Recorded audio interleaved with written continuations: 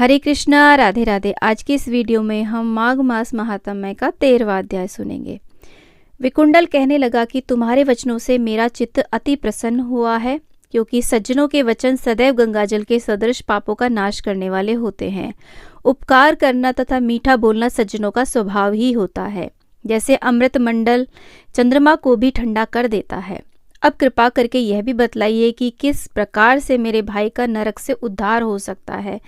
तब दूत कुछ देर ज्ञान दृष्टि से विचार कर मित्रता रूपी रस्सी से बंधा हुआ बोला कि हे वैश्य, यदि तुम अपने भाई के लिए स्वर्ग की कामना करते हो तो जल्दी ही अपने 8 जन्म के पुण्य फल को उसके निमित्त अर्पण कर दो। तब विकुंडल ने कहा कि हे दूत, वह पुण्य क्या है और मैंने कौन से जन्म में और कैसे किया है, सो सब बतलाओ, फिर मैं अपना पुण्य अपने भाई को दे दूंगा।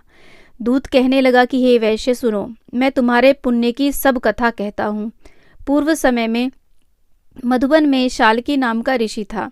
वह बड़ा तपेश्वरी ब्रह्मा के समान तेज वाला था। नवग्रह की तरह उसकी स्त्री रेवती के 9 पुत्र थे, जिनके नाम ध्रुव, शशि, बुध, तार, ज्योतिमान थे। इन 5 ने गृहस्थाश्रम धारण किया तथा निर्मोह, जितमाय, ध्यानिष्ठ और गुणात्मक ये 4 सन्यास ग्रहण कर वन में रहने लगे। ये शिखा सूत्र से रहित पत्थर और सोने को समान समझते थे।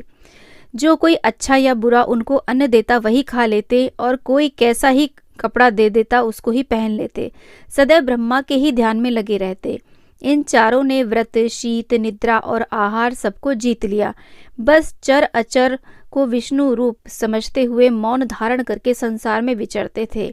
ये 4 महात्मा तुम्हारे घर आए। जब तुमने मध्याह्न के समय भूखे प्यासे इनको अपने आंगन में देखा तो तुमने गदगद कंठ से आंखों में आंसू भरकर इनको नमस्कार करके इनका बड़ा आदर सत्कार किया।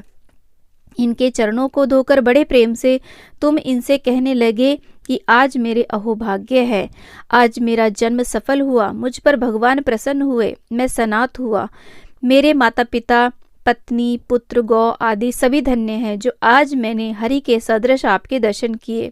सो हे वैश्य, इस प्रकार तुमने श्रद्धा से उनका पूजन किया और चरण धो करके जल को मस्तक से लगाया। फिर विधि पूर्वक इनका पूजन करके तुमने इन सन्यासियों को भोजन कराया।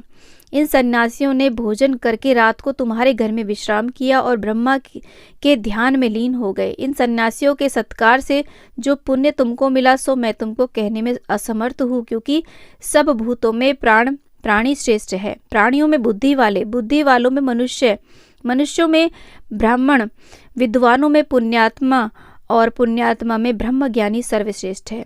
ऐसी ही संगति से बड़े बड़े पाप नष्ट हो जाते हैं। यह पुण्य तुमने अपने पहले 8वें जन्म में किया था। सो यदि तुम अपने भाई को नरक से मुक्त कराना चाहते हो तो यह पुण्य दे दो।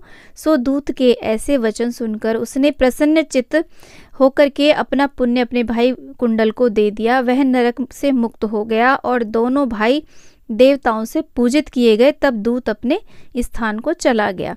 इस प्रकार वैश्य के पुत्र विकुंडल ने अपना पुण्य देकर अपने भाई को नरक की यातना से छुड़वाया। सो हे राजन, जो भी कोई इस कथा महात्म्य को पढ़ता है या सुनता है वह 1000 गोदान का फल प्राप्त करता है। तो इस प्रकार से माघ मास के महात्म्य का ये 13वां अध्याय संपूर्ण होता है। तो बोलिए कृष्णचंद्र भगवान की जय।